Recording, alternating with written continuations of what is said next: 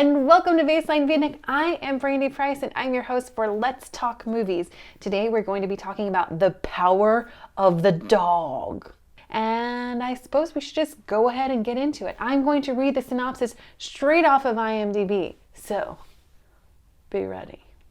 Charismatic rancher Phil Burbank inspires fear and awe in those around him. When his brother brings home a new wife and her son, Phil torments them until he finds himself exposed to the possibility of love. Dun dun dun! Sounds super dramatic, and it is a little bit dramatic, yeah.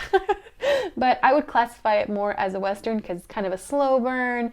You have a lot of twists and turns there, nothing that really is super surprising, at least not in my book. And we'll talk about spoilers later if you want. I'll give you advance warning so you don't watch during that part.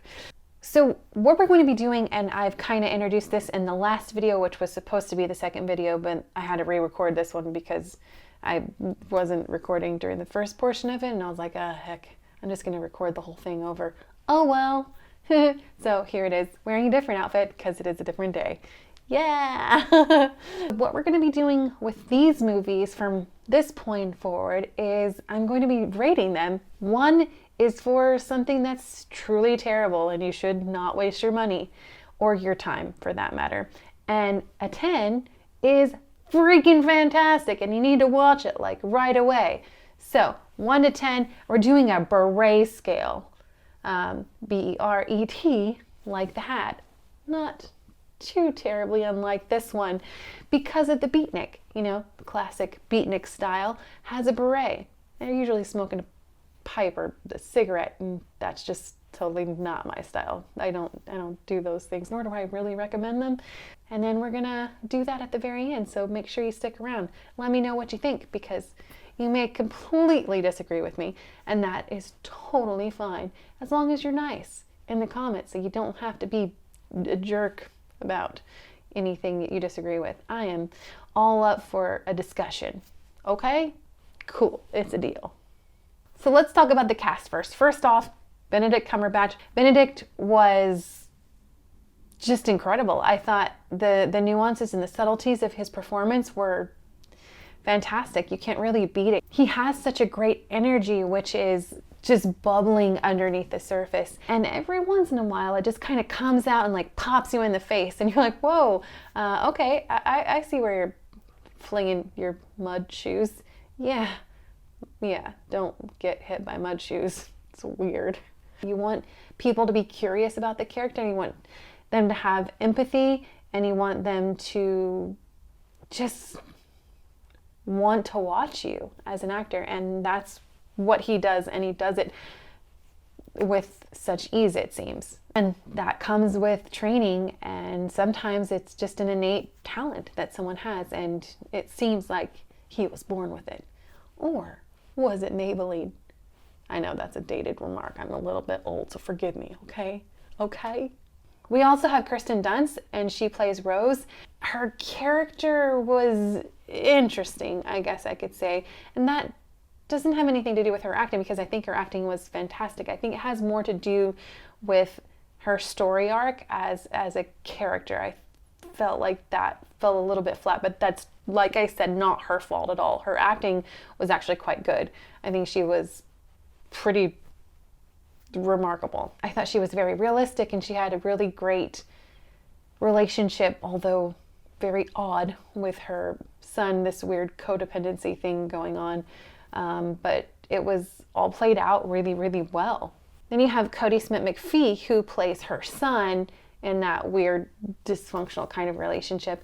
And I thought that he was creepy, which was perfect because that's exactly what the actor was supposed to do in this particular sense, I think. Or maybe he was just cast that way because it fits so well.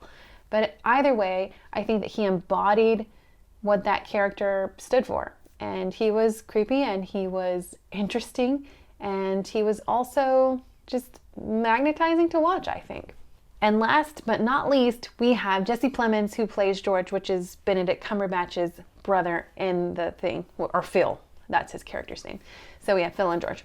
And honestly, it's kind of refreshing to see him play a nice guy, because the last couple of things that I've seen him in, he's played kind of a jerk that's mean or mean-spirited. And he also plays someone that is a little bit, shall we say, intellectually challenged, perhaps. At least it's intimated that he is, but he pulls it off really well, and he hides that really well. I think that you really see the underlying desire for his character to be as good as his brother, Phil, and as well liked and respected as his brother is, even though he's just not. He's looked upon as a person that's not as interesting, it's not as engaging or fun to talk to or anything. And he is pretty quiet. He has a lot of reticence in his character, which is good, which is interesting. I think he played it really well. So kudos to the cast, friends. That's a round of applause. Get it? A round? Yeah, I'm cheesy. I know it. I don't care. Let's talk about the story. Like I mentioned before when I was talking about Kirsten Dunst's character, I just don't think that she had the best character arc.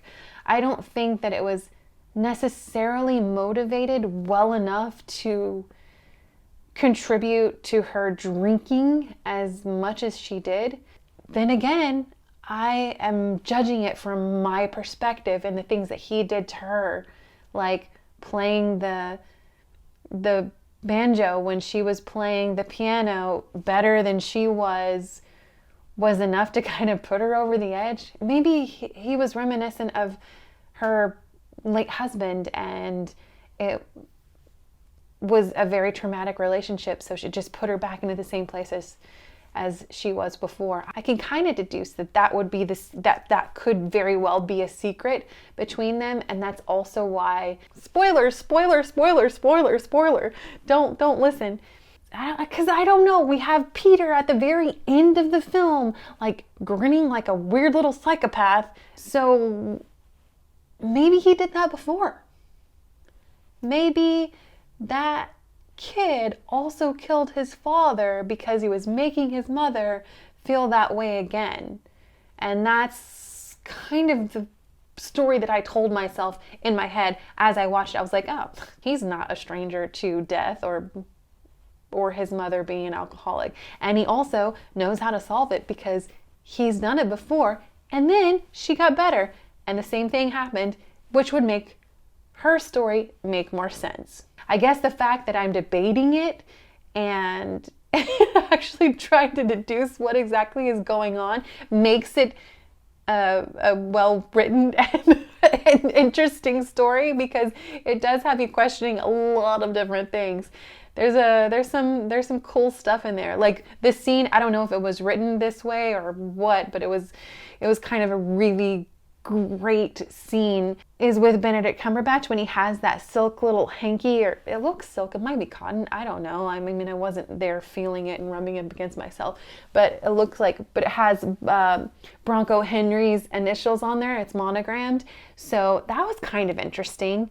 So you see exactly, it alludes to what their relationship was like. Whether or not it actually happened, who knows?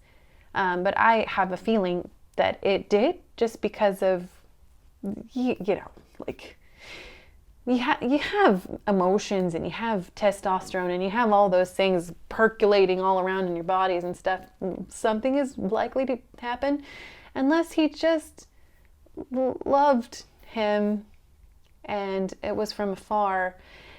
I don't know, but he's one of those weird characters that you never actually see in the movie. There's no flashbacks, there's nothing. There's just this iconic saddle, which is positioned like with a shrine to Bronco Henry right there. So I wish I had the opportunity to see him and what their dynamic was in real life. So also a testament to good storytelling. You go, Jane Campion.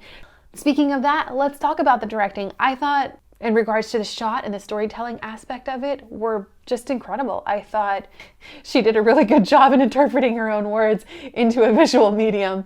because she was actually the one that wrote this as well. So it's sometimes it's pretty easy to interpret your own words. That's weird. Why would it be easy to interpret your own words? Cinematography. Let's talk about this.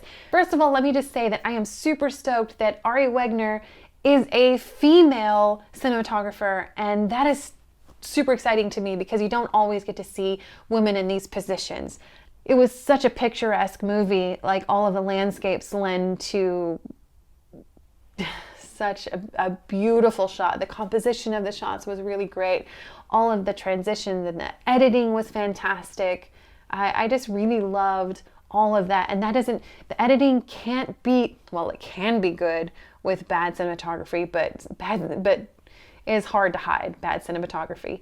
And this was by no means bad. It was beautifully shot, and everything told a story. And that goes to show you that both Campion and Wegner had a really good symbiotic relationship, because they were telling a story with all of these details. So they were both very strong in regards to the storytelling aspect of the cinematography, and I thought it was fabulous. I thought it was really, really good. Let's talk about the art direction. I think that the props and everything in the film was actually super well placed. I love the contrast between the saddle, which is Bronco Henry's ride, and also the grittiness and dirtiness of Phil. It's even implied at one point that he's kind of malodorous. He has a little bit stinks. I think that each scene looked appropriate to what it was. I think that it all meshed like super, super well, like in regards to color and just all of it. I thought it was really quite lovely. And speaking of looking lovely, let's talk about makeup. Makeup was so understated, which is exactly what this needed. It would look really weird if Kirsten Dunst had like some contouring and fake eyelashes going on and did some like weird beauty makeup for this, because that's not what this character needed in her arc, nor did any of the other ones. And you know, another thing that I really liked about the makeup for this, a lot of Westerns, the makeup artist will just like pound the dirt on the faces, and it's just too much. Just like way too much. It's like no one ever takes a bath. And they're like, that's not the picture that we got in this at all. Like, for most of the characters, obviously Phil is a little bit different. He hardly ever takes an actual bath. There is this one scene with him like rubbing mud all over himself, and I wonder if if that was a real thing, like if people did that because of the texture of the mud. I don't know, but it just seems like you'd just be rubbing more dirt into yourself. But then he got into the water and he did clean himself off. Then he had like a moment. I don't know. Well, anyway, makeup was good also. Okay, so I guess that just leaves us to the beret barometer. What are we going to rate this film? What do you think? I'm gonna give it this. Do you guys agree with me? And if not, why don't you agree?